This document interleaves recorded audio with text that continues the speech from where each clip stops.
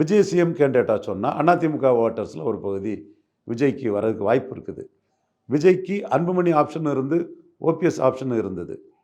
இதில் அன்புமணி ஆப்ஷன் வந்து விஜய் அவைல் பண்ணலை. அது பண்ணியிருக்கணும். அவர் இன்கேப்பபிள், இன்காம்பிட்டன்ட். டக்குன்னு அன்புமணி ஒரு ஆப்ஷனை கொடுக்கும்போதே அப்படி தூண்டிலில் மீனை பிடிச்ச மாதிரி அன்புமணிகிட்ட பேசி அன்புமணியை கையில் எடுத்துருக்கணும். எதனால் பண்ணலை சார் விஜய் அதை? கெப்பாசிட்டி இல்லை சார். கெப்பாசிட்டி உள்ளவங்க அரைகுறையாக எங்கேயா படித்து வச்சுருப்பானுங்க. அடுத்த கட்டம் அவனுக்கு தெரியாது. இதுதான் அந்த அந்த கோளாறு. அதுதான், அரைகுறையாக எங்கேயாவது படிச்சிருப்பானுங்க. அடுத்த கட்டம் எப்படி கொண்டு போகணும்னு தெரியாதனால அடுத்த கட்டத்தை அவனுக்கு மூவ் பண்ண தெரியல. டக்குன்னு கரெக்டாக அதை பிடிச்சிருக்கலாம். இன்னும் சொல்லப்போனால் நான் தான் அதை லிஃப்ட் போட்டு கொடுத்தேன். கட்டடிக்க தெரியலையே. அப்போ இப்போ அன்புமணி என்ன வந்துட்டார், 10.5க்கு போயிட்டார்.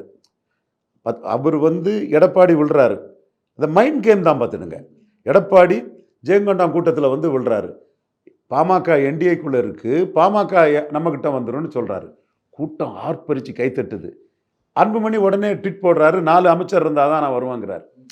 அப்போ அந்த தைரியமாக அந்த அரசியலை பண்ணணுங்கிற அதில் அன்புமணி ட்வீட் ஆகிட்டார். இதுதான்